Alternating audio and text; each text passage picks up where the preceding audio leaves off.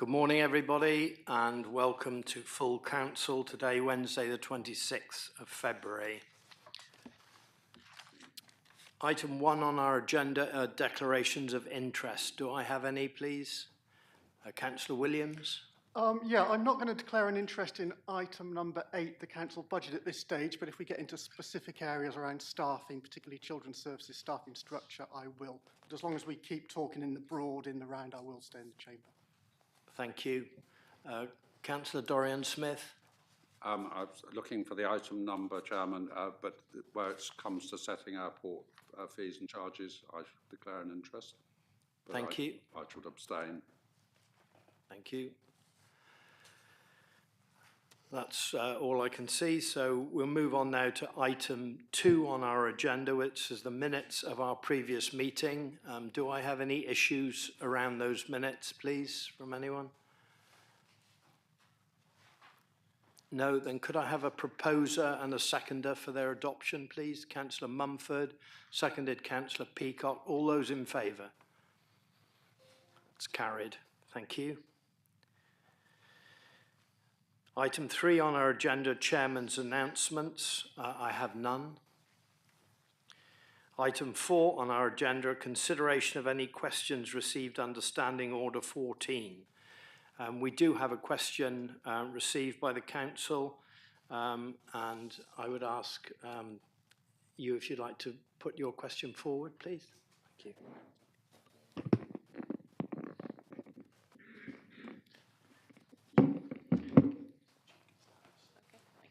Thank you, Chair.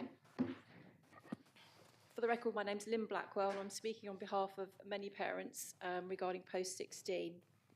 The statutory notes the Council has shared on its post-16 travel consultation state young people in rural areas should not be worse off financially because they may need to travel further to access education and training provision than their peers in urban areas. And journey time also needs to be taken into account.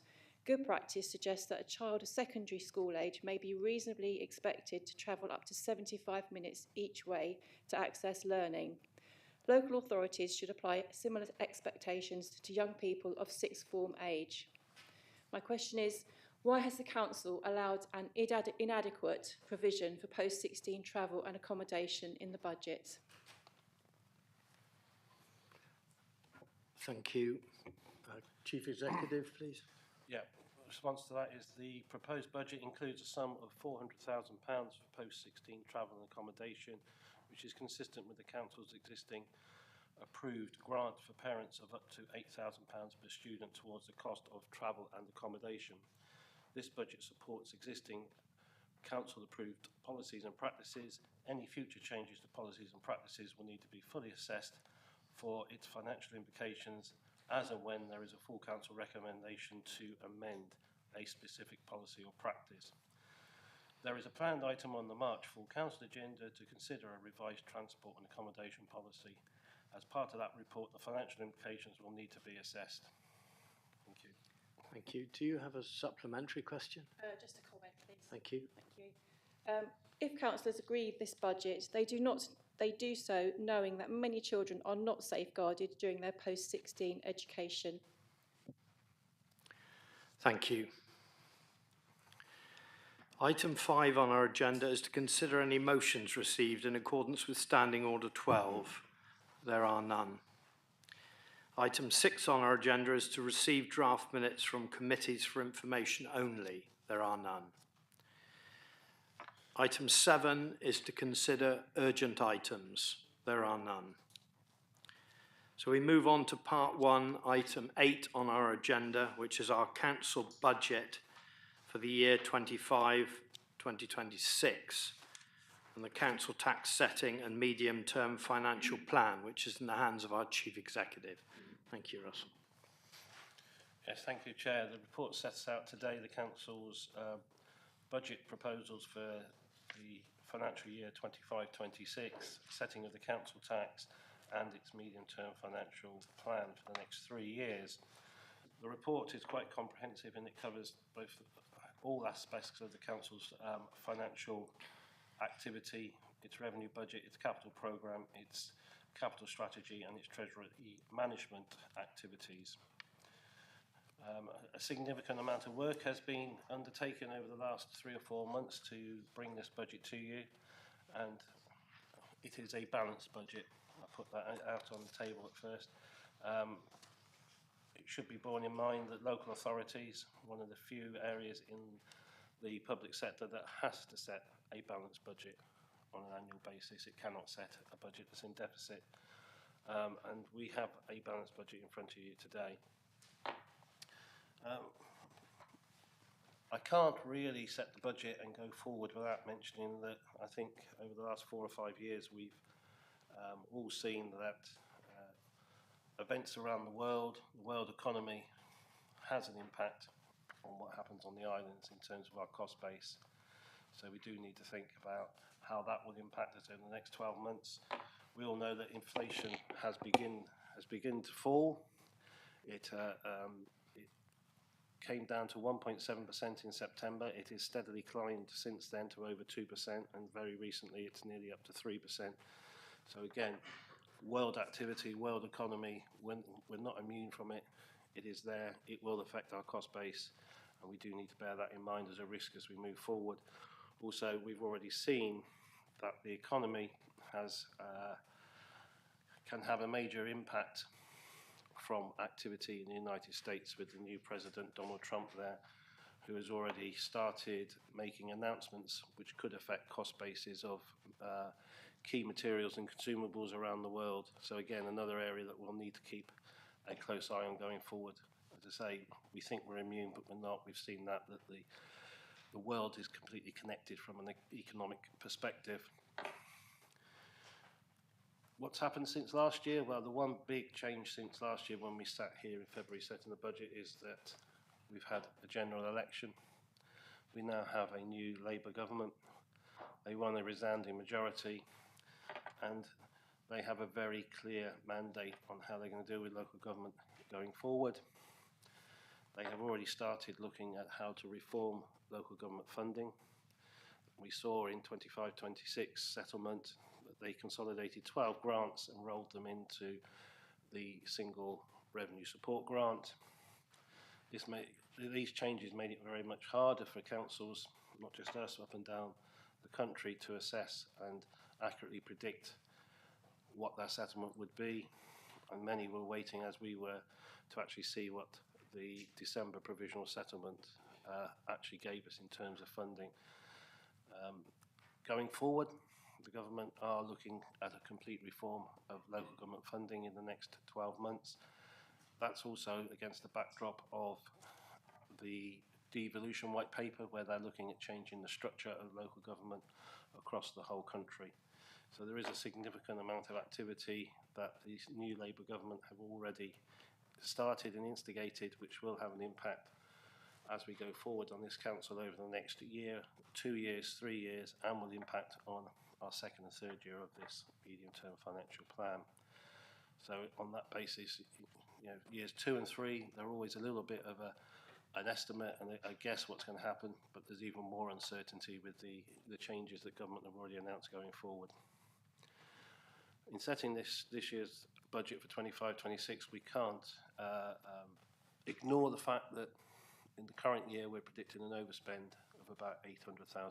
Therefore, the budget needs to address that going forward, and there are a number of reasons for that overspend. As we know, we have a significant amount of interim agency staff in both children's and adults, covering both the improvement work in children's and sickness and vacant posts in adults, to ensure that the services stay safe that we deliver to the residents of these islands.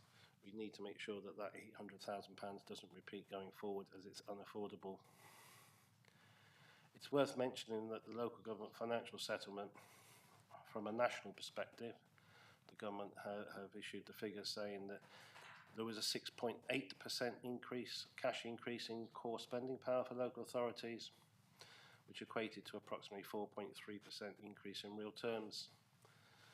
This council figures under the same calculation were that we only received a 4.4% cash increase, which is a 1.9% increase in real terms. So we are well below the national average in terms of the settlement from central government, and something that we need to be very wary of as we go through the local government spending reforms. Luckily, we did get a very reasonable grant allocation from the new extended producer responsibility grant, which is a mouthful, but that has helped create the balance to the budget and balance the budget. So that is useful, but overall our core spending and our core allocation from central government is low.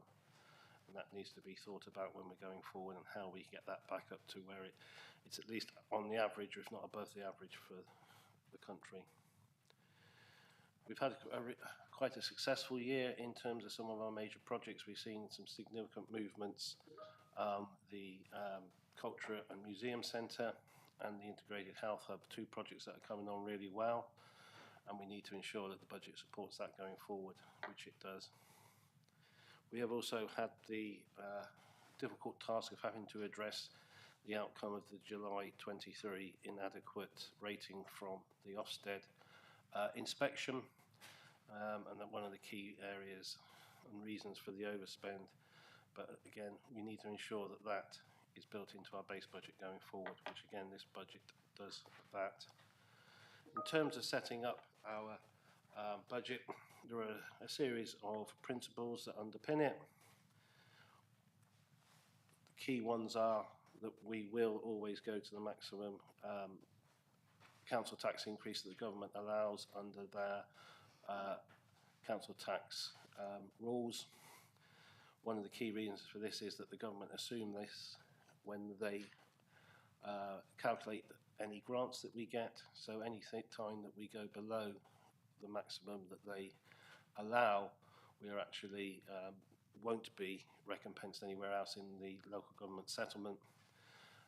And more interestingly, in the reform of local government financing going forward, they are going to set a method in there that uses an average level of council tax in terms of calculating grants. So those who are below the average will probably lose out going forward. So we just need to be the best we can do. We can't change what's happened in history, but we can ensure that we maintain the council tax at the level, the maximum level that the government allow. We continue with the principle that those who should pay do pay, and that is ensuring that our fees and charges cover our full cost, and that there's no hidden subsidy in any of the fees and charges where we are allowed to levy charges for additional services. That's a principle that we've used for the last 3 years, and it's continuing. We will protect wherever we can frontline services from cuts in service levels, and that ensures that we maintain those budgets in real terms at existing levels, so they're uplifted for inflation. That the budget delivers the corporate plan objectives. The corporate plan is the council's plan for its 4-year cycle. The budget is a key part of delivering that corporate plan. You'll see that referenced throughout this report. Supports the Children's Service Improvement Plan to address the inadequate rating assessed by Ofsted. Only use reserves to smooth the budget and not to fund ongoing revenue expenditure. It's one of the key principles for us, but it's also one of the key principles in the legislation that we should not rely on reserves to fund ongoing regular revenue expenditure. And that with the launch of the local government finance reform, the budget is rolled over with minimum change. Probably one of the biggest challenges we will have in delivering our corporate plan promises, i.e. to keep the council's independence, is to ensure that our services on island are deemed to be good and not failing. There is a question mark which is still being discussed with officials about our actual standing in the devolution white paper, but there is a very clear backstop in the draft white paper that says that the Secretary of State will have step-in powers for those councils that have failing services. So again, this budget has to be a budget that supports all services and ensure that we don't have failing services, as it will have a detrimental impact on the way that we're dealt with in the devolution agenda. budget is not without risk. There is a risk around ensuring that our reliance on agency staff at Park House reduces. We have several pieces of work in train at the moment to mitigate the impact of using agency staff. Hopefully those will deliver, but there is always a risk that vacancies in ill health continue at a greater level than we can get those management actions in place. It also said it supports the corporate plan, and the corporate plan, if you do recall, was reviewed. 4-year corporate plan, but it did have a review last year, so it is relevant to the latest review of the corporate plan. So that is my summary of the budget as a whole. In terms of running through the actual numbers fairly quickly for you, because I'm sure you've all had a chance to read the report. I'll go through and give you how it flows. So the first part, which if you get to on section 2.2, 2.1 and 2.2 is how the council is funded. You'll see that we're funded primarily from council tax, business rates, government grants. It's roughly 30% council tax, 30% business rates. Slight caveat, the business rates includes further grants for the subsidies that are built into business rates, and government grants, which is about 40%.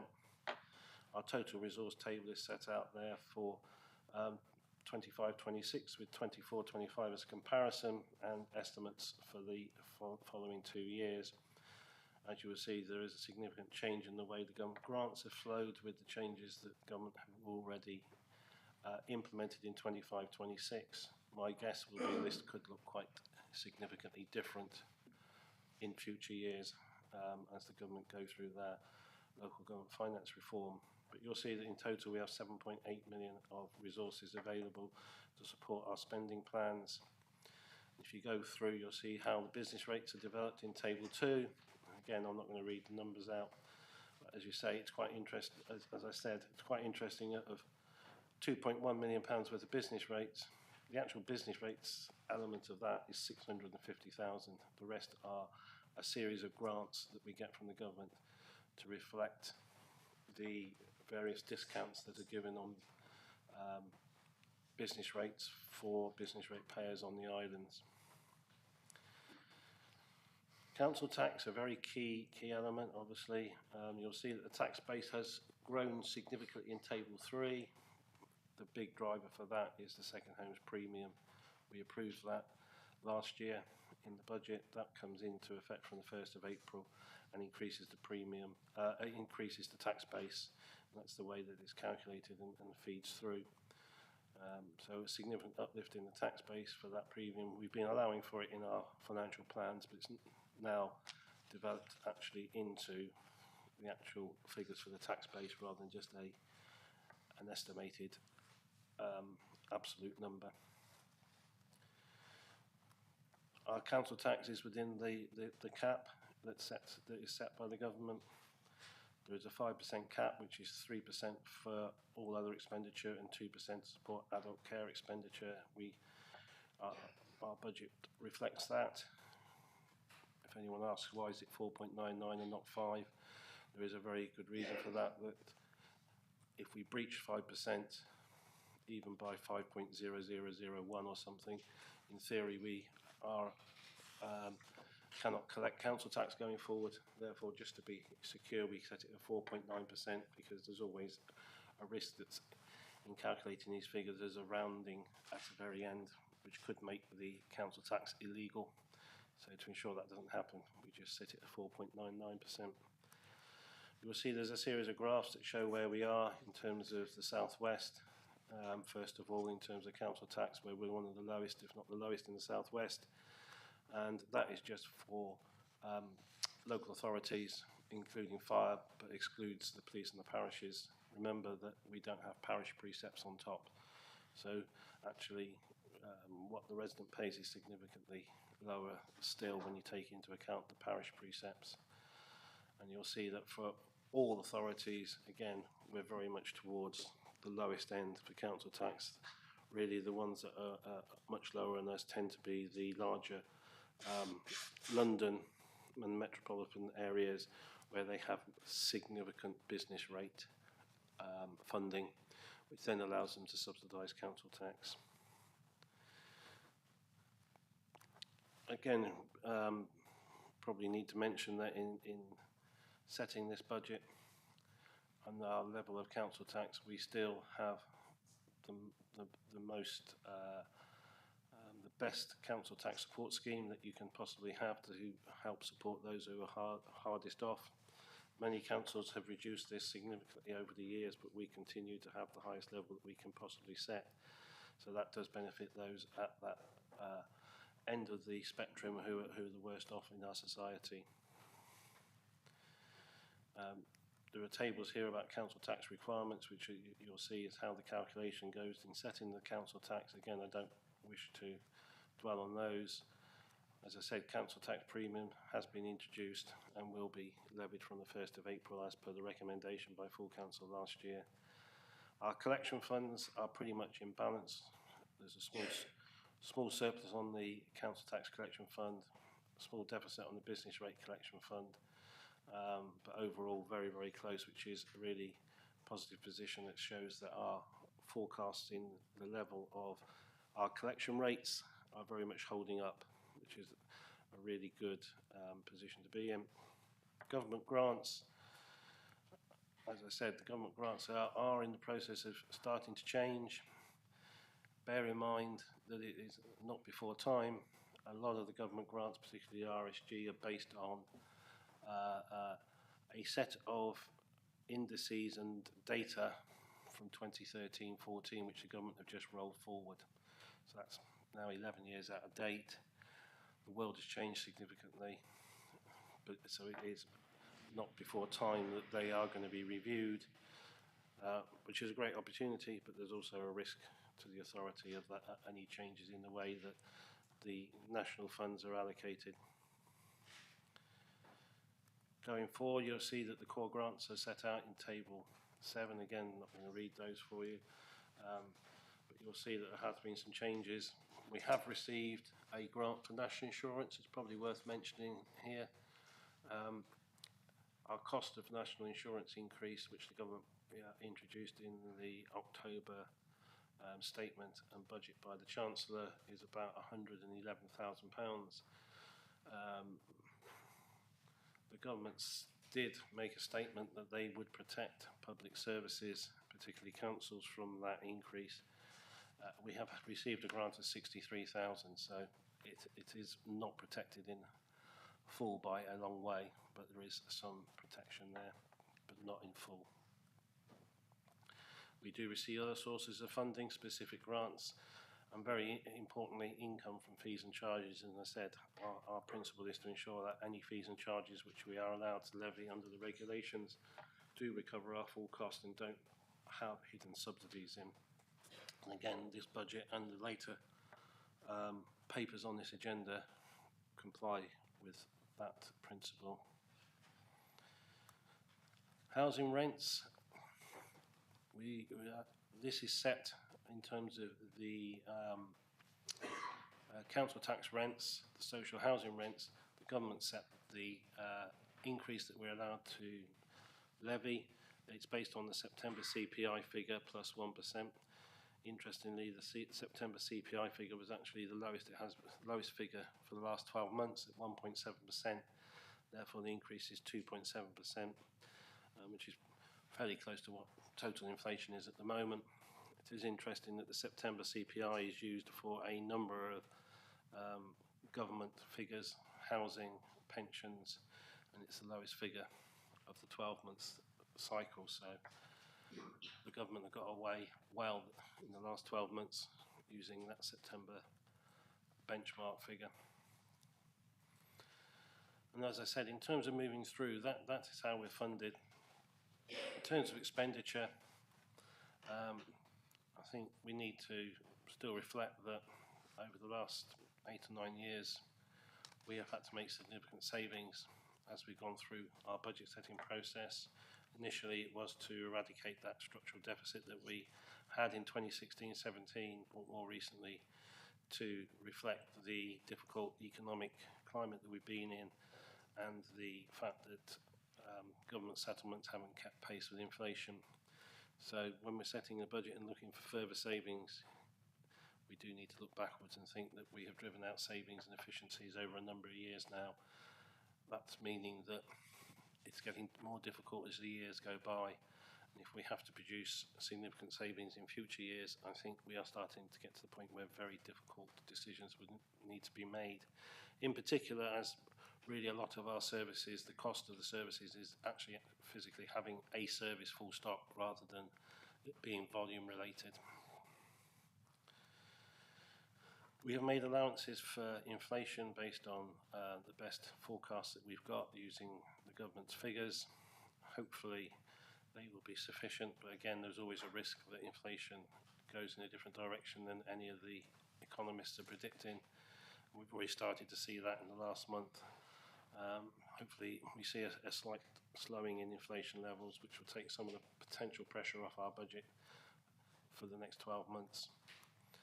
All our budget pressures are listed in Table 10, which includes the inflation. You will see there are some significant figures. Inflation is a significant figure in its own, particularly the pay increase. We've had to fund the 24-25 pay award that was not in the base because it was higher than we forecast. We have the increase in the children's services staffing structure, which is needed to ensure that our interim staffing structure can become permanent going forward to address the Ofsted improvement plan, and is one of the key requirements from Ofsted and the DFE going forward that we make that structure permanent. This budget does that, so another step along the way of coming out of the improvement notice that we currently sit under. As I say, there is the pressures are quite significant. Our uplift in funding, thankfully, with that extra grant, means that we can afford those increases without having to actually reduce service levels. So all our savings set out in Table 11 are based on efficiency savings or slight uplifts in income for various reasons. A lot of councils up and down the country will be making service cuts. They will be reducing and stopping services. We're not actually at that level with this budget.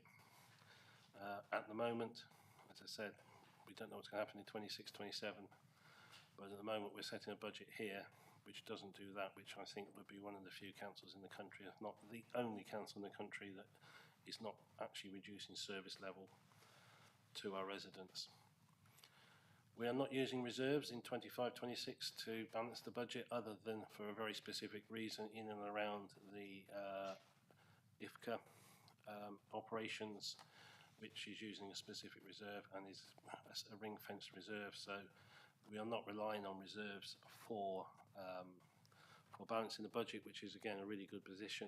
26-27 we may need to draw on the general fund reserve by 270,000 to help balance the budget for 1 year. Before 27-28 it comes back into full balance again.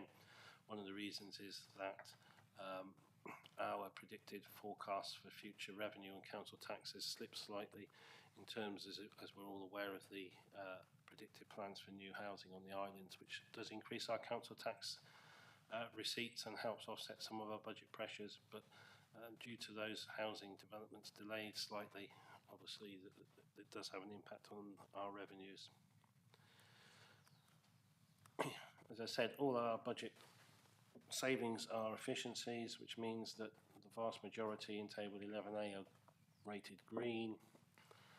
There are several amber ones there. The amber ones are mainly to do with savings that are in future years, so it's hard to say they're green when those plans are still in their infancy. But the ones for 25-26 are in the main green. The one exception is that we are predicting or basing the budget on getting an uplift in the ESFA grant. Therefore, as we've yet to hear whether that will happen, it is still amber at the moment. We have a number of specific projects over the years. They are reducing in numbers, particularly on the revenue side. We used to have quite a long list of specific projects. These are projects that are helping deliver some of the improvements that we need on the island. one of the reasons that they are reducing is that some of those projects are now moving forward to the capital stage of their development, therefore they're not needed as revenue. The revenue is the pump prime in the first pieces of work on those which is not able to be capitalised. So those projects are now moving forward to their capital stage. That's why we've seen a significant reduction in those. So in summary, the revenue budget is set out in table 13. You can see, as I said, that there is a balanced budget there for 25-26, and it is balanced in the future years, although there is some modest take from the general fund reserve at £273,000. Moving forward, council reserves. The reserves are set out in detail. You will see that they are reducing over the years, a significant reduction between 2024 and 2025. One of the main reasons is, of course, that we are funding the overspend of 800,000. The other reason is that there are significant grant reserves that we were holding at the beginning of the year, which we are now drawing down as those grant projects start to be delivered. I.e., we did receive some of the grant money for the Culture Centre and Museum in advance. They were sat in reserve. We've now drawn those down as the spend has started to be incurred. Our reserves do reduce, but our general fund reserve, we are protecting our general fund reserve wherever we can and trying to maintain a level that covers our risks. And you can see that in table 16, our risks, an estimate of what our risks potentially could be is set out there. It's just marginally below £1.7 million.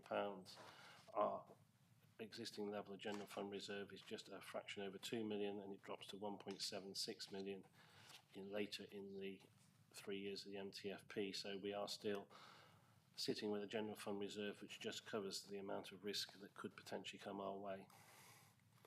That's a critical figure, both for myself as the 151 officer, but also our external auditors will be looking to ensure we hold the right level of reserves going forward for the risk that we have and are exposed to. The capital strategy is set out there clearly in this report and in the appendix. The capital programme, you'll see that there is an increase in the capital programme over the 3 years. Those new capital additions are set out in table 17, and the vast majority, the biggest single number is just the adjustment for the museum and the should be Culture Centre and Museum.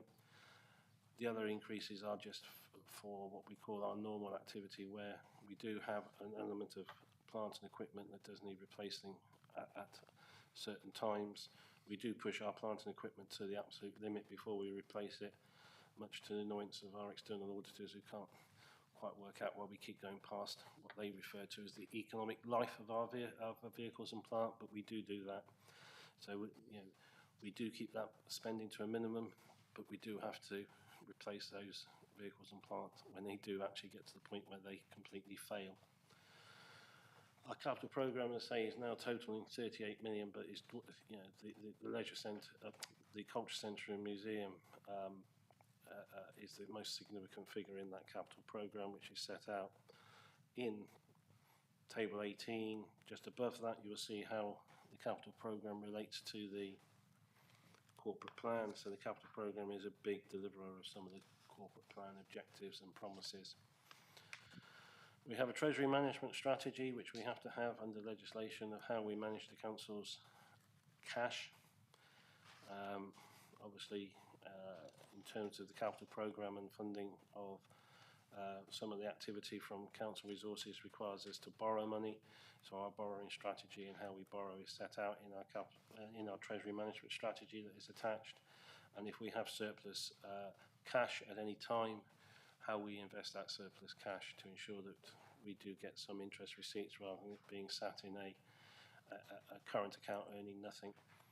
So that's all set out there. It's in detail. Again, I don't particularly plan to go through that. The council tax recommendations in this report, just to remind you, do include those for the Devon and Cornwall Police and Crime Commissioner.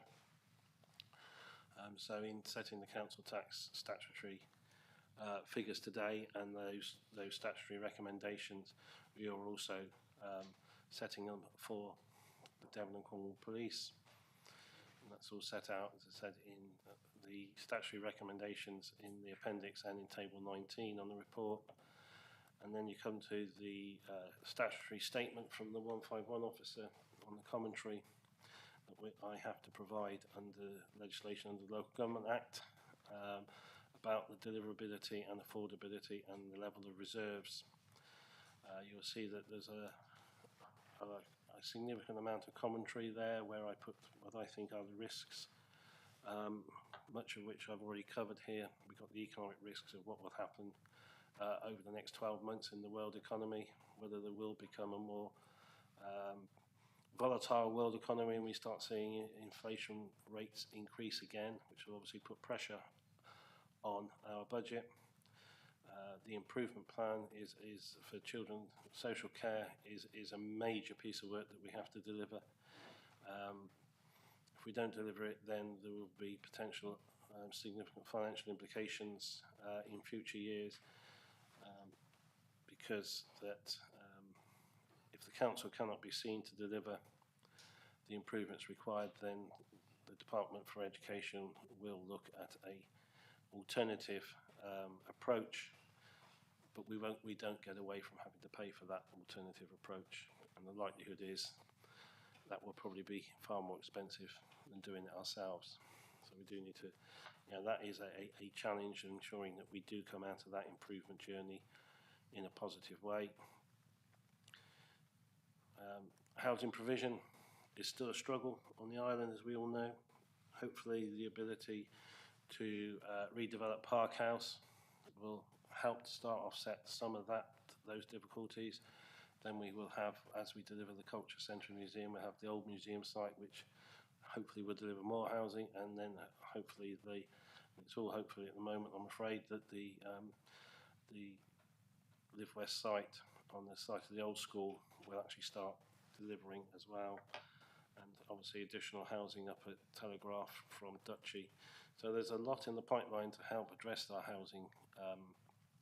housing challenges, but again, they're still just a little bit ahead of us in terms of actually grasping them and actually starting to deliver at the moment. So that still keeps us in a risky position going forward.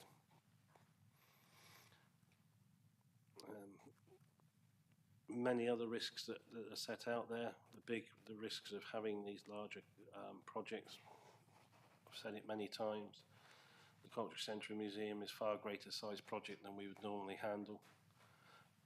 We didn't have much alternative choice about doing that, but again, if you bring it into proportion of a project which is close to £20 million in total, although significantly, I know it's all grant funding, but that is significantly greater than what we would normally undertake as a council in terms of a capital project. And as I said previously, we do need to ensure that our care home stays open and it is safe, and that does come with an increase in cost burden if and when staff retire or go on long-term sick. Hopefully we have a plan going forward, but again, the risk is that plan struggles to get the traction it needs to deliver the savings that would help balance that area of the budget. As I said, the level of reserves I still think are reasonable. They were very strong 2 years ago. I'm dropping my sort of expectation or statement on that to they're a reasonable level. They cover our risks, but our ability to be flexible is being reduced as the reserves reduce, and that is because we have had to draw on reserves over the last 2 years to pay for overspends. I think at that point I will leave the report, the appendices are there, and hand over to the chair. Thank you very much, Russell. Councillor Grottick, please. Thank you, Chair. And thank you to our Chief Executive and Chief Finance Officer for his usual clear report and for again delivering a balanced budget without the need for service cuts and one that supports the corporate plan. Thanks are due also to all our budget holders for their contribution. Importantly, this budget also provides the significant additional funding that is required to deliver a permanent children's services structure that is needed to address the Ofsted inadequate rating of children's services and deliver the services for children on the islands that we all hope to provide as a council. This has been done with no cuts to other services, which compared with other areas in the country is really an achievement for our council. Once we received the Ofsted rating, we knew that the journey to deliver the improvements required was going to be a hard and challenging one, and one that would require significant funding. Recently, we have begun to see the improvements that are needed to make our children's services good again. However, the one big issue still of concern both to Ofsted and the Department for Education is that the current structure is an interim structure, and critical to the improvement programme is making this structure permanent. This budget will deliver that and provides both the financial and corporate commitment by this council that is required to address an inadequate rating. The budget also supports the strengthening of the leadership in the care home, provides additional pay to the island's firefighters, and funds the increase in national insurance charges, which, as the Chief Executive has just explained, has been only partly covered by central government. The announcement that the government are going to reform local government funding in the next 12 months will be both an opportunity and a risk. This budget will put us in the best possible position to face this challenge. Thank you. Thank you very much. Councillor Williams, please. Thank you, Chairman. Yeah, I believe, as has already been stated, that this is a solid budget and I support the principles that sit behind it. I welcome the broader protection of frontline services, particularly to children and young people, and I'm sure as members we will look to reinforce that message through the coming year. I've been vocal about timings and information sharing on this sort of budget setting process. I was disappointed we didn't hear a great deal in terms of things until probably mid-January this year. For me, the budget is far more than numbers. It's all about allocation of resources and our ability to drive the corporate plan. And I think if we're being very honest with ourselves, some of the areas of the corporate plan haven't really developed a huge amount over the last 12 months. So it's something we probably do need to just refocus ourselves on. And I was also just going to pick up on the public consultation session last week. It was extremely late. In my opinion, it was almost the day the budget was published and put into the public domain, so it's not really in the spirit of consultation. But I do welcome the efforts that the public went to make comments and some of the discussions which were had. I anticipate a difficult year ahead, particularly with the agency costs that have been touched upon, airport pressures and other corporate risks which are included in the report, and we need to be mindful of those. Within my own service area, there are two topics which have been raised extensively, either in discussions between members and officers, members and the general public. The post-16 debate continues. We've still not heard from the ESFA on our discussions around an increase in funding, and I hope that's resolved sooner rather than later. I know the Chief Exec and Director have been trying to get answers without any success from that. And I'm also hopeful that as members we can see extra resources allocated to areas such as for preparation visits that children and young people take part in. Staffing has been a big discussion for members and a topic in the community as well. And Councillor Grottick has touched on some of the reasons why I believe what we're doing is the right thing. I believe now the service has turned the corner and we move from the sort of firefighting the improvement plan to trying to set an ambition and an outcome-driven approach which will see us through the next 5-10 years or so. Personally, I wish members had been engaged earlier in the process, but I'm reassured that the structure has been seen by the DFE, LGA and Ofsted, and they generally seem to support our approach, which is, again, positive.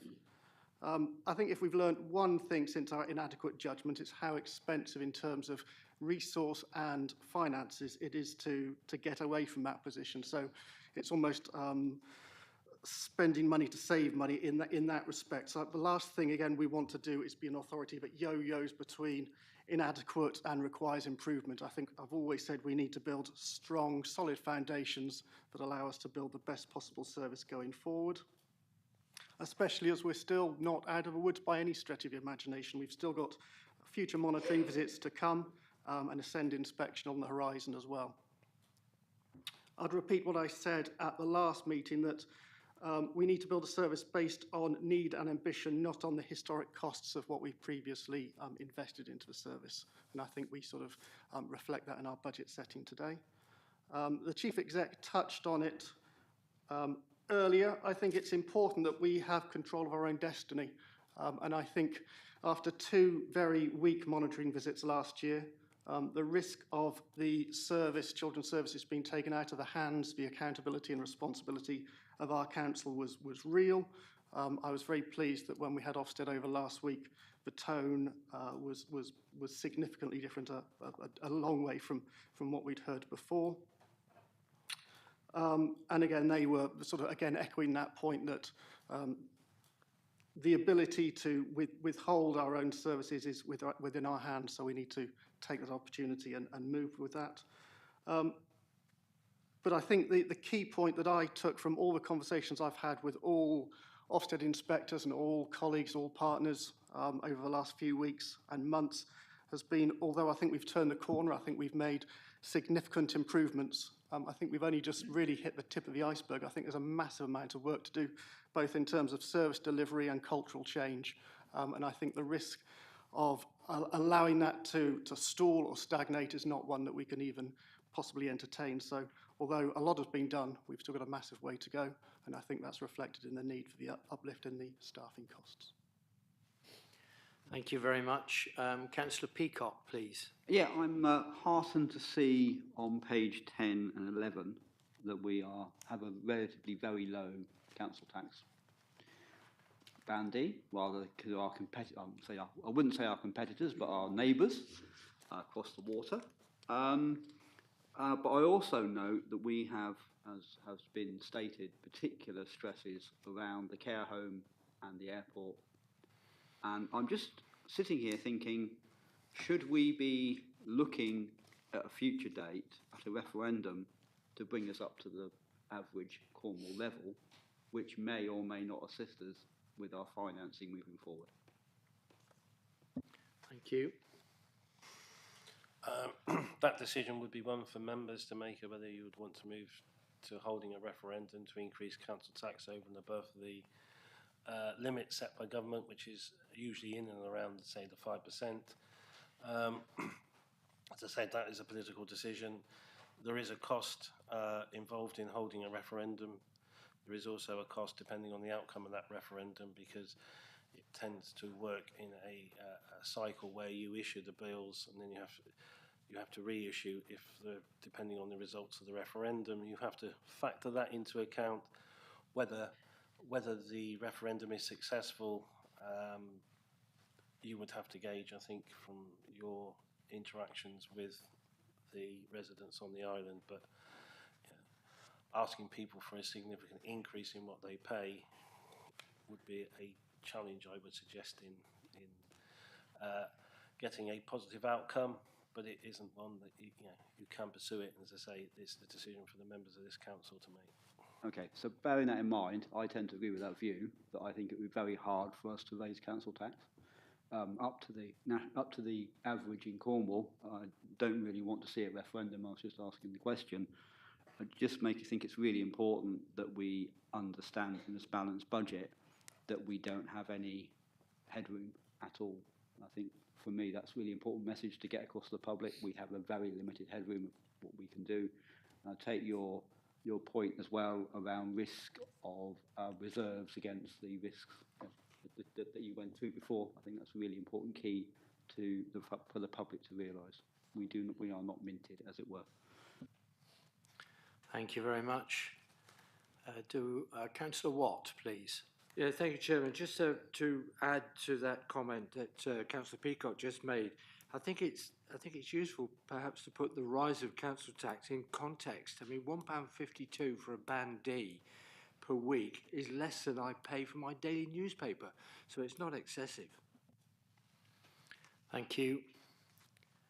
Councillor Marcus, please. Yeah, just question about something in paragraph 1316 about Cornwall Council not passing on grants to us? Is that, you know, that's kind of, do you want to get that out there in the public? Cornwall Live, do they want, you know, we're kind of accusing them of not giving us the money that we deserved. Is that correct? I'll let the Chief Executive come in, but I have actually raised this issue with the leader of Cornwall Council, who was supposed to be coming back to us with a, A to Z on why some of these grants have not been passed on, but we've not heard from her yet. Okay, because I think taxpayers here would like to know where their money has gone, if it's not gone to the correct places. Yeah, I absolutely agree. Chief Executive. Yeah, there are several grants that we spotted, mainly of a capital nature, that have been allocated for Cornwall and the Isles of Scilly. They have been, the paperwork and those grants have been sent to Cornwall as being the accountable body. In their decision how to allocate that as accountable body, they've not allocated anything to the Council of the Isles of Scilly, and didn't inform us either. So we are making representation, both as the chair said with the leader. We've also mentioned it in passing to the officials in central government. Okay, well, thank you. It'd be interesting to get more information on that as it comes up. I'd just like to echo Councillor Williams's comments on, sort of expand on them about sustainability of the island as a whole. It does, we have got a balanced budget, which means we can keep services here. And what came out from the public consultation was, I think, the concern of public about the attractiveness of the island and making sure that people can stay here and live here and bring their children up here and grow old here. So that's all part of this budget as well. It speaks to investing in services for people, children, adults and vulnerable people. And yeah, I don't think, I mean, there are specifics that we've talked about within our information consultation that we had earlier. One of the questions I had is about just the cuts, not the cuts, the savings, sorry, going forward. Like one of the savings is 50 grand for the airports for next year. Could you explain, could you give me assurance that that's going to be a sustainable, safe service with that amount of funding taken out of it, please? The answer to that is yes, there are some saving plans that we have. It's about reviewing some of the resources that we have at the airport, and I'm confident that it's deliverable and sustainable going forward. I have to be a little bit careful because of the numbers involved at the airport. You know, you can get down to a specific people if you're not careful. So I can guarantee you that they are deliverable. I'm comfortable with them. Those plans are already in place, and if you so wish, we can have a conversation either in private session if you want more details, but it does come down to potentially could link to individuals that are identifiable, so I would not want to say any more. Thank you, Chief Executive, and I would also confirm that the airport review is now finally properly underway. Councillor Toby Dugan, please. Yes, as we haven't had the ESFA grant funding figure yet, two questions. When are we expected to get it? And the second question is, we've obviously based our funding on an estimation. What is that exact estimation, please? In terms of the SFA funding, in terms of when we're going to receive the actual notification, I can't give you any hard guarantee when that will be. We are in discussions on almost every 2 or 3 weeks. We are back to contacts in central government. We were originally given an indication that we would have a very good steer at the end of January. End of January comes, we write, well, it's going to be mid-February. We then chase again. It's the end of February. Now we're talking it could be late March. But again, from those, you can see the drift. So I've got my level of confidence that something comes at the end of March is relatively low as well at the moment. They are getting to the position where the ESFA funding, the majority of the ESFA funding funds colleges directly. And they must be getting to the point where those colleges have to make some very firm decisions for September. So I would expect that the pressure is starting to build. Ours is a very relatively small proportion, but they are going to have to come out with how they're going to allocate their total pot very, very soon, because they're going to have many of the colleges up and down the country shouting that they can't make plans for September and they can't set their staffing levels for courses. So it's got to be very soon, but I can't guarantee that it won't drift further, but I would expect it's going to be March or April.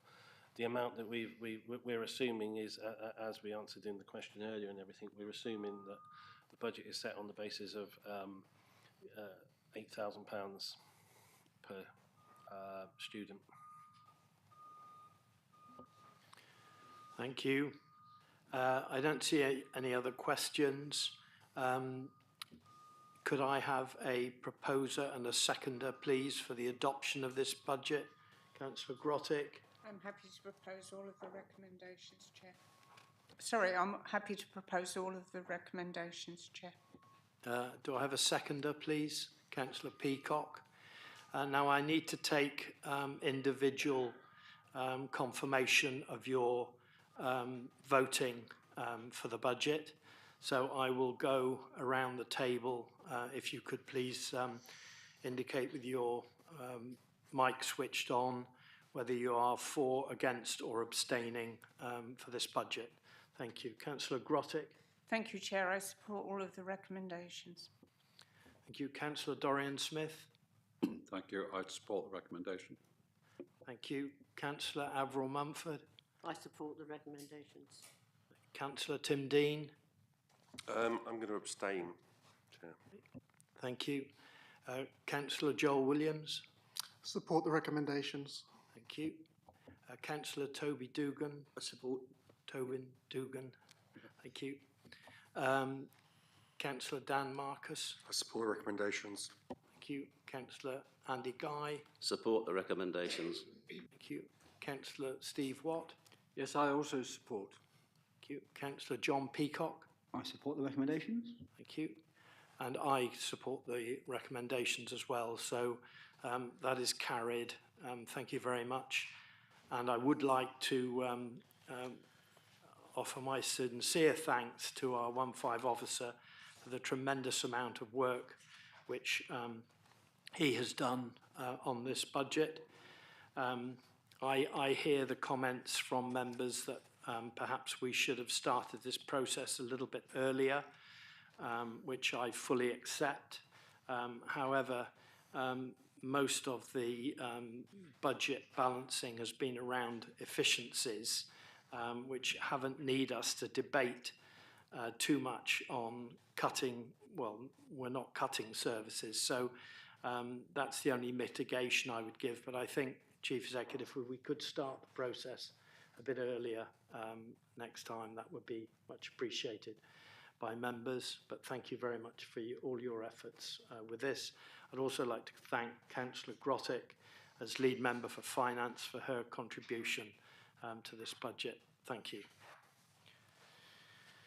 We move on now to item 9 on our agenda, which are fees and charges, which is also in the hands of our Chief Executive and 151 officer. Thank you. Thank you, Chair.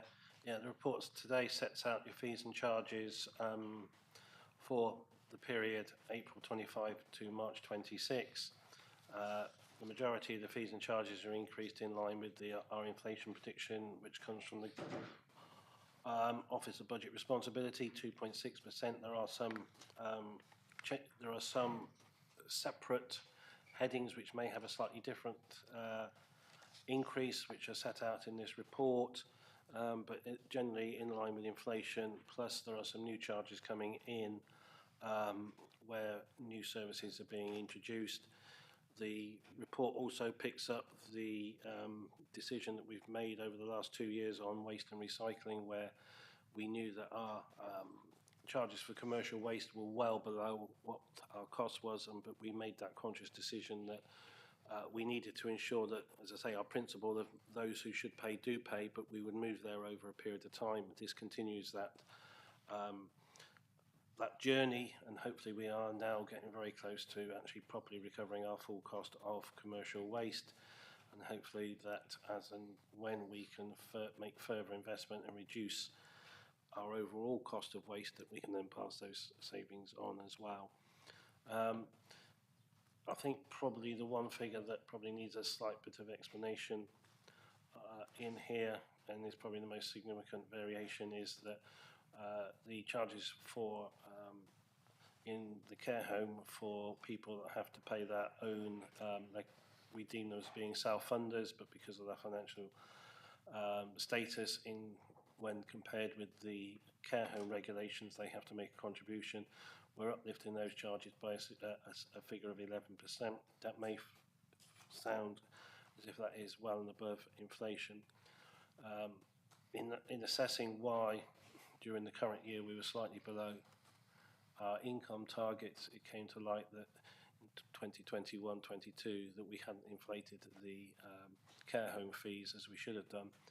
We now need to correct that because, as I said, not only is our principle, but also the principle in the Care Act is that people that should pay, who are self-funders, do pay the full cost of care, and we should not be subsidising them from the public purse. So we have to increase those fees and charges to ensure that happens, and it ensures that making sure that the base going forward is right for those charges, and that as and when the Care Act changes, we're in the right position, that we haven't got hidden subsidies where there shouldn't be for people that should be paying for their own care.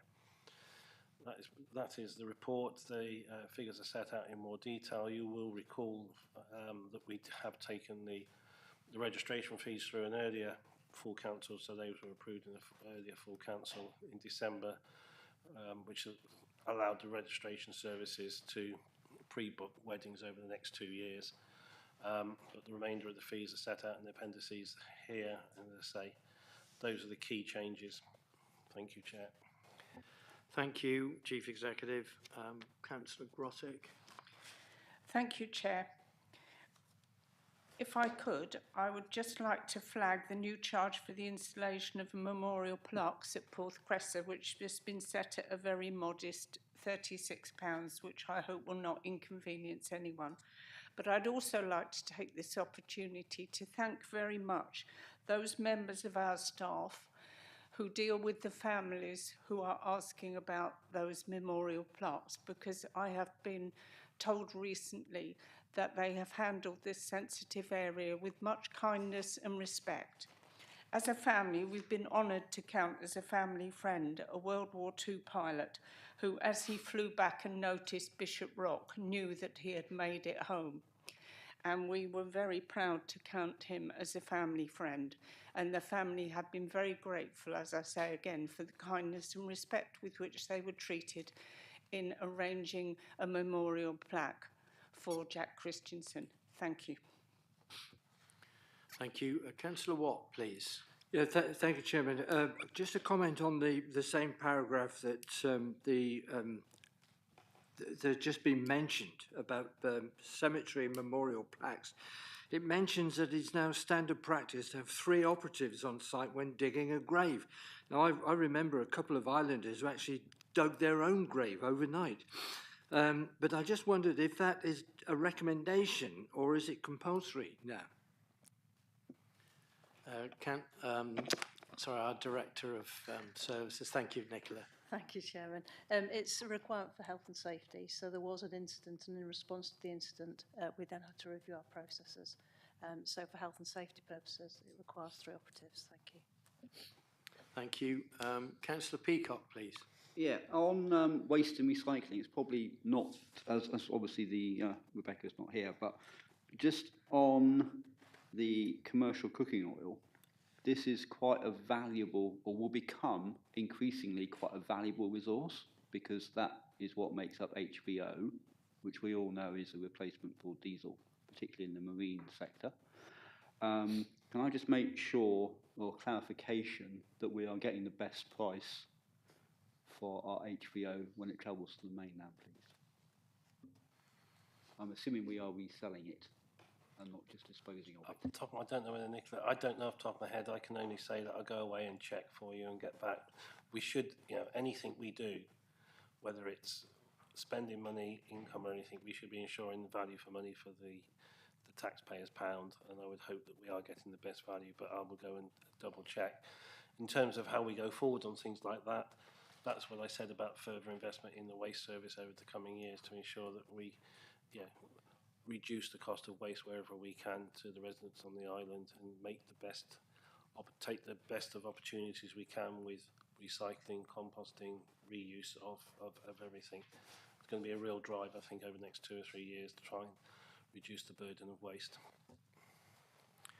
Thank you. Councillor Guy, please. Yeah, thanks, Chair. Just on a similar note, domestic cars now are going to get charged to dump tyres. As you know, we have a large volume of cars on the island.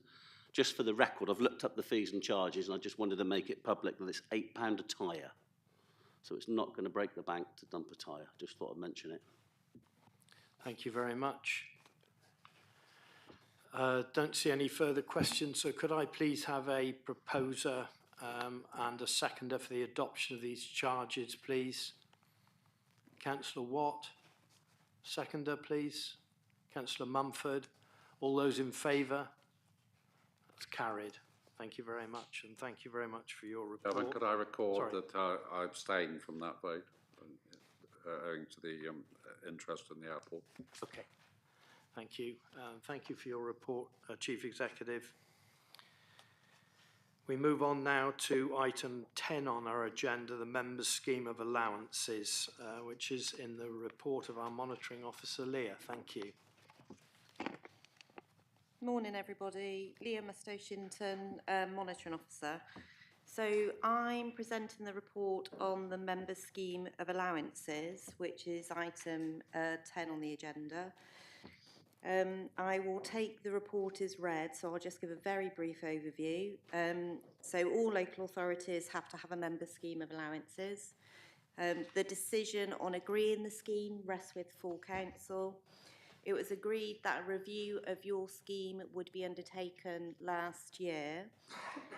Although there is no legal requirement, excuse me, for the Council of the Isles of Scilly to undertake an independent review, as with all other local authorities, it was agreed as a matter of best practice to have an independent review undertaken. So that has been undertaken by Dr. Declan Hall, and his report is attached at Appendix 1 of the report, where he sets out a full set of recommendations. In my report, at paragraphs 6 and 7, I do set out those key recommendations.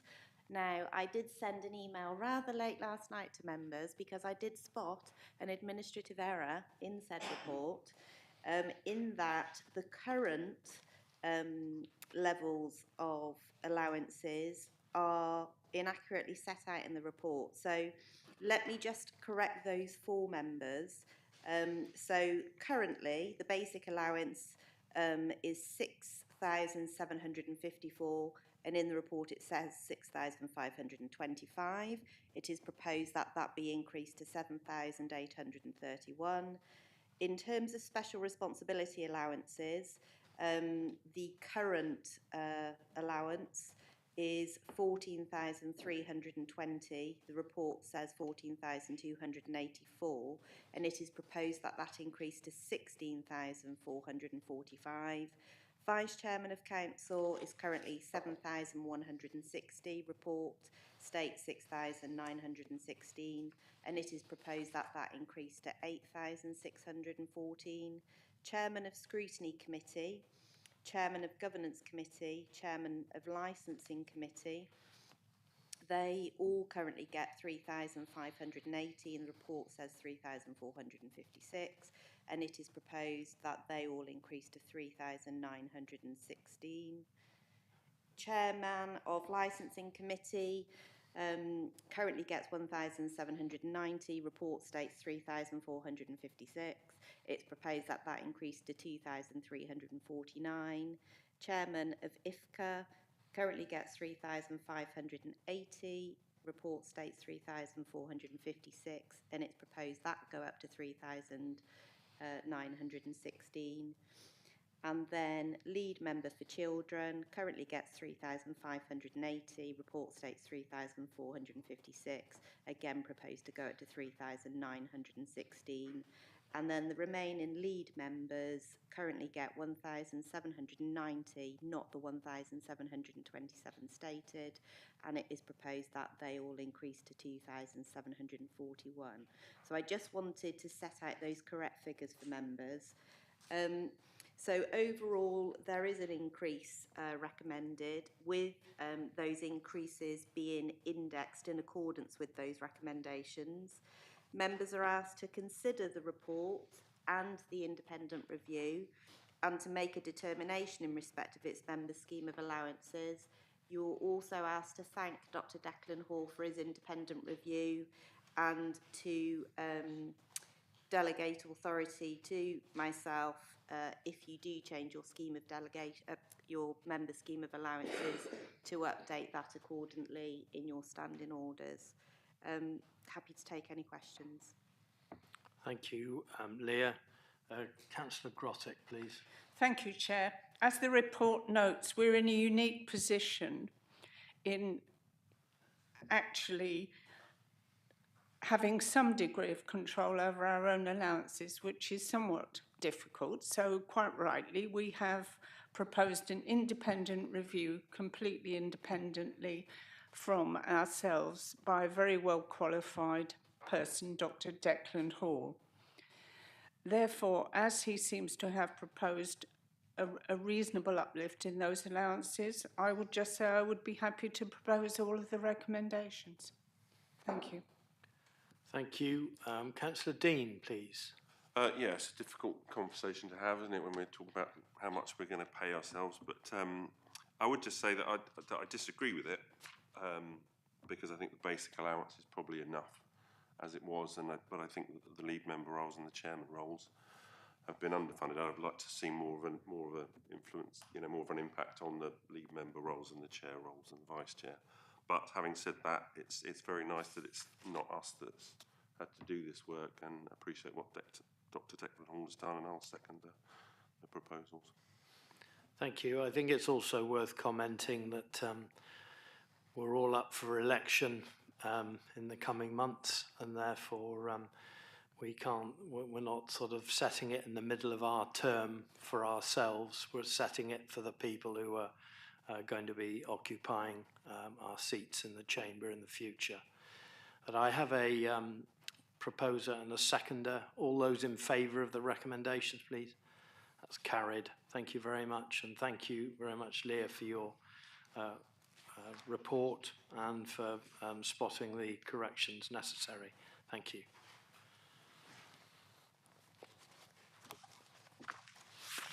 We move on now to item 11 on our agenda, which is the general fund account rent setting, which is in the hands of Nicola, our director. Thank you. Thank you, Chairman. Just really, this reiterates what was in the main budget paper, really. It sets out the rationale for the general fund account rent increases for the coming year. So the proposal is for 1.7% increase. And this is always a difficult one, isn't it? Because we need to maintain affordability against the need to cover the cost of service delivery.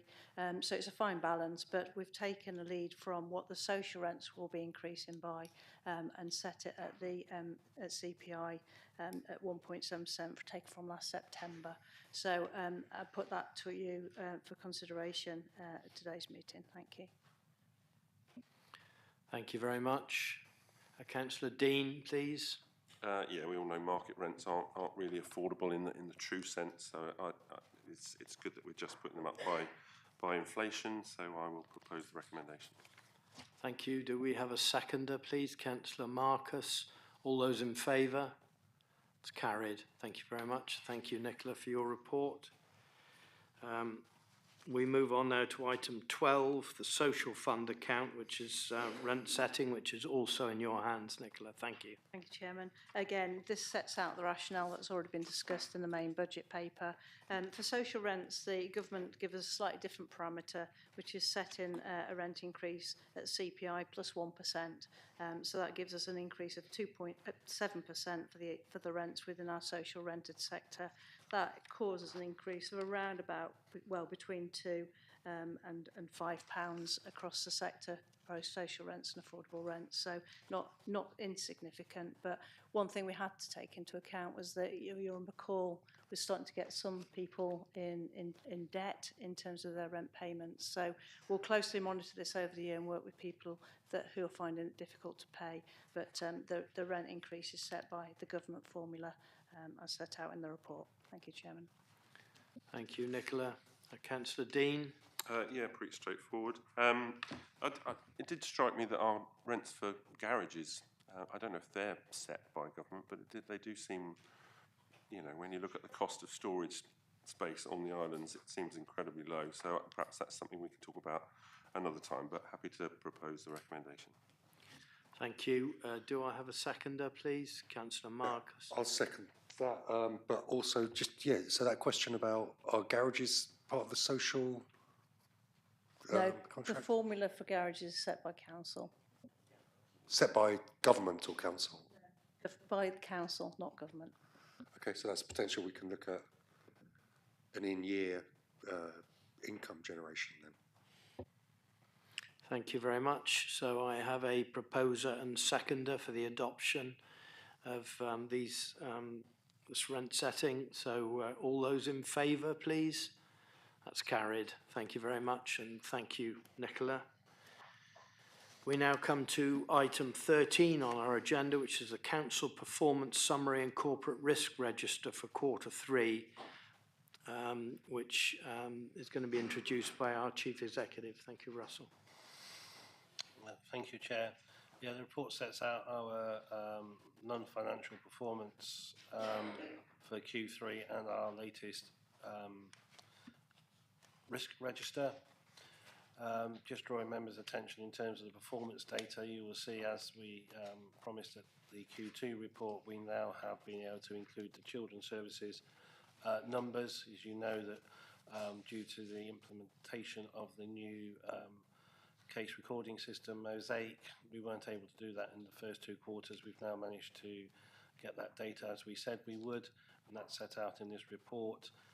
Further reporting on children's services will be developed as we go, and we'll have a number of further indicators, but at the moment we're working on how we're going to produce and publish that, because some of the data, due to the very small numbers that we have on the island of people in the receipt of services, can be deemed to be confidential. So we, as we develop our children's services indicators, they may well become a Part 3 report due to the sensitive nature of the data, but we are moving forward. In terms of the rest of the performance report, I think we are now getting into that regular routine of getting the numbers and getting them done in time and having a complete report. But I still, as I've said previously, it is on my list of improvements we need to make going forward. Our improvement framework our performance framework needs to change and improve as we go, and make this a far more comprehensive report and far more meaningful. But we are moving in the right direction. It's something that was criticised of us previously by both our internal and external auditors, but we are now beginning to make progress. Our risk register is also attached, and we have now introduced a new column on the risk register, again due to feedback from our external auditors that we should look to see whether the risk register can be linked to the corporate plan. We have started trying to do that. I accept that it may be it's in its infancy, and but it's moving in the right direction now that our risk register does have a column that says how does that risk, what does it relate to in the corporate plan. That will further develop as we go forward. But as I say, I think you can see that we are slowly improving our performance and risk frameworks and how we report that back to you. Further work to be done, but I'm generally quite confident that we are beginning to make progress. Thank you, Chief Executive. Councillor Grottick, please. Thank you, Chair. I very much welcome those comments by the Chief Executive. I mean, we're all aware, I think, that performance and risk is an area that has been flagged by our audit, and also we know ourselves that this is an area that we would like to focus on. Just a couple of other comments, if I may. as I say, I very much welcome the idea that we're going to change this report and strengthen it. But at the moment, the agenda on page 122 does need amending, since we no longer have a democratic processes panel or a local outbreak engagement board.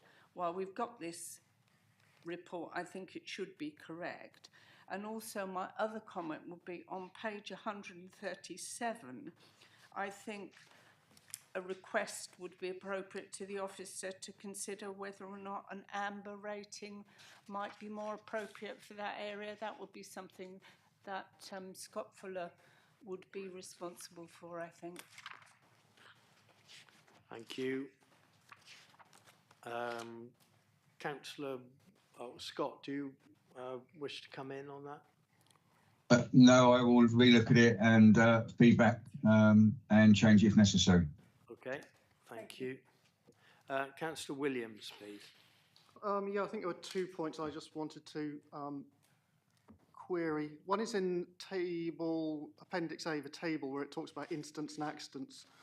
And it seems we've gone, I'm not sure when an incident becomes an accident or an accident an incident, but we've got 19 in Q3, which seems a lot, certainly compared to Q1 where there was 1. So just the last thing we want is a member of staff undertaking work on our behalf to become injured. So it's again what we potentially can do or what officers can do to minimise those risks. And hopefully that 19 will drop down to a more acceptable level. And then on the last page of the risk register is in column 16 is the collaboration agreement with Cornwall. I'm not sure, is this a new one? This sort of point about at the moment Cornwall seem to have been giving us really good value for money, but the risk is that might change their financial situation deepens, and that might have implications for us in terms of services we procure, commission. So I don't know if that's an opportunity as well as a risk. Cornwall tends to be our go-to local authority, but I guess we can get value for money from other areas as well, and don't have to necessarily stick with Cornwall if they're not doing that for us. Thank you. The Chief Executive. Yeah, thank you, Councillor. Yeah, it was a point I should have made, is there is a new risk that's been added to do with that. I had overlooked that. Yeah, it's one that I've added on. I think as we go through, we know from discussions with colleagues in Cornwall, we've seen in the press that they are having a difficult financial time. I think there is a risk. It's a risk at the moment that there will be implications on us if they are reducing their own staffing levels, which we know that I think our budget, which went through yesterday, had over 100 redundancies. There is an implication here that as they deliver services for us, what is the implication to us as they tighten their own resources? Will they have the resources or capability to deliver some of the services that we do rely on? There's also the issue that they may look to different service models going forward, where they may choose to deliver their own services differently, and those are services we also get. So again, I think it's a risk that I'm beginning to pick up on. I don't think it's actually happening now, but we have to be alert to it, that as Cornwall Council changes its processes as it develops itself, then the services that we've had in the past may not be there in the future, and it's a risk that we need to monitor. Thank you. Councillor Marcus, please. Yeah, so I was going to ask a couple of questions about the performance tables, then about the risk. So one of my questions that's been asked by Councillor Williams but wasn't answered was about the incidents and accidents. So could we have an answer on that one, please? Yeah, so I never worry about incidents increasing because that's about near misses, and I think that's a good authority reports on near misses. A poor authority just hides them. So if incidents are increasing, that's good because we're reporting that and learning from it. What I think I'm a little bit worried about here is those accidents increasing, and I think we'll probably need to do a review of our health and safety to have a look at why those accidents have increased this year. So we'll come back to you with potentially with a paper at a forthcoming council looking at what our risk assessment around health and safety, because I know corporately and service-wide it's an important issue, particularly in some of the operational services. So I'll bring a paper back, I think, if that's okay with the chairman, in relation to our approach to health and safety moving forward. Okay, thank you. Thank you. I look forward to that. Also want to ask about, as Children's Services were new here, just about the line here about single assessments completed within statutory time frame. That started off at 80% in Q1 and now is 60%. So just wondered to get my head around what that's actually showing and what those numbers actually mean for us. Sure. So we have a 45-day statutory timescale when we do a single assessment, and in those figures there are some legacy children. You'll know from our scrutiny, we've talked about doing lots of quality assurance work and having to reopen children from some time ago. So that's naturally pushed some assessment timescales out of date. I expect that to be 100% from here on in. Okay, so that's what I was going to ask. That's, Yeah. we're looking at 100 or near 100% as we go forward. There should be no reason why we don't end up with 100%. Sometimes I know on one of those assessments, a family were away, and therefore it's difficult in the holiday time to force people to see you. Yeah, but yeah. Apart from that, there should be no reason why we're not 100%. Okay, brilliant, thank you. Just about the risk assessments, there's a lot of red there. One of the things I was going to ask is just about the transport programme. There was something about contingency planning there, that we've started a process, is that correct, with the LRF about contingency planning? I think in paper that we got a while ago with the transport project from the project lead, we were going to be told about that contingency planning, and that was is the timescales slipped on those? Are they the same? Are they, where are we with that? Because it's a fundamental part of island life. Yeah, we did carry out a desktop exercise with the LRF on transport fairly recently. We'll probably report that back in the March meeting. It was probably too late to get it in as a complete report for February. Not just, we could have probably formulated a report, but there's the input needed from various partners into that, and to get them on side, we just didn't have sufficient time to get them on side on that. I have seen that, and let's wait until March, but it's quite interesting. The outcome is a little bit surprising for some people, so let's wait until March. Okay, thank you. And just wanted assurance that, obviously with Mark Hewitt leaving, that we're going to have people in place to take care of the emergency planning role within the council, and those links that are built up. So if you just have assurance about that, please. Yes, we are looking at how to replace Mark Hewitt. There may be a slight delay before we get that person in place, but we do have a plan, as I say, which we are looking at the moment, and we have got discussions about how we just handle that on the interim as well. Okay, thank you. And just the last one was the adult social care risk assessment. Are we, Scott, if you're still there, are you comfortable with the details in that and how we're dealing with that? Do members need to be aware of anything else from upcoming inspections?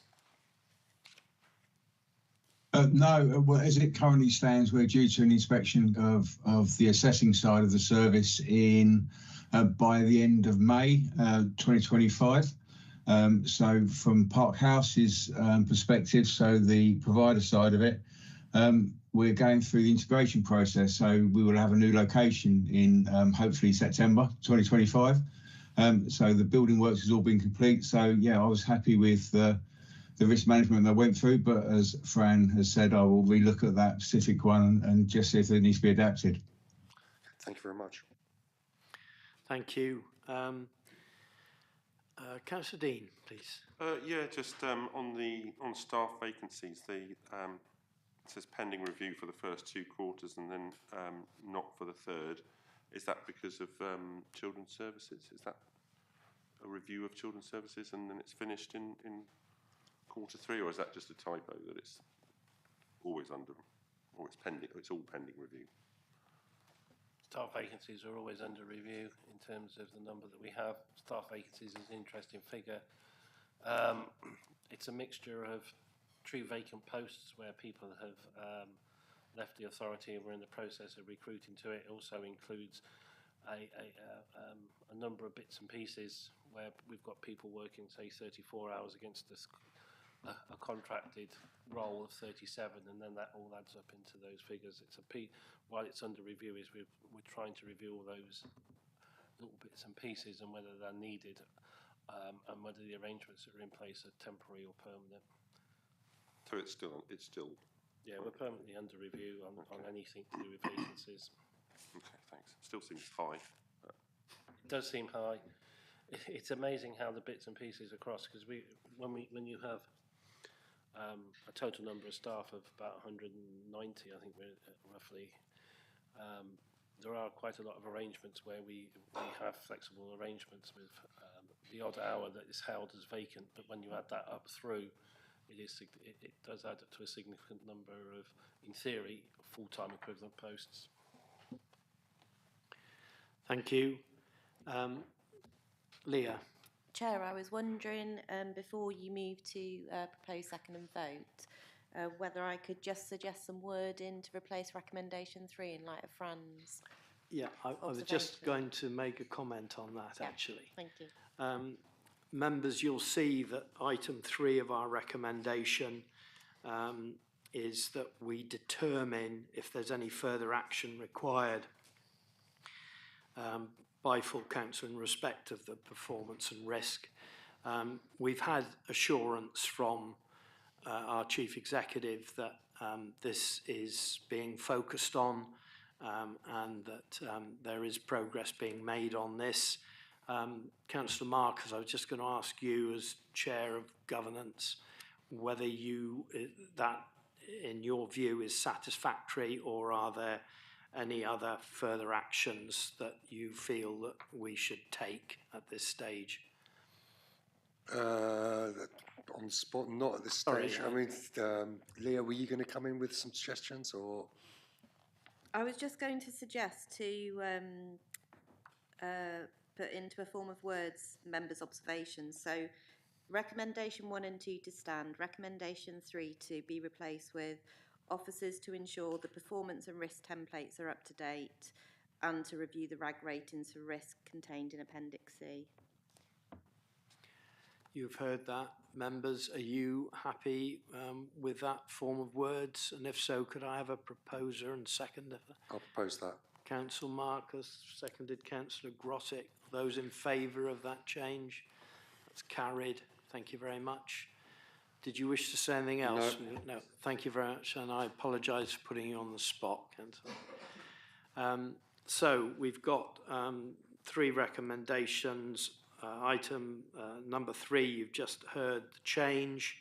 Items 1 and 2 stand. Could I have a proposer for all 3, please? Councillor Marcus, seconded Councillor Grottick. All those in favour? That's carried. Thank you very much.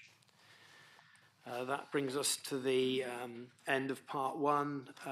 Part 2 of the council is for information only. So at this point, I will close the meeting and thank you all very much.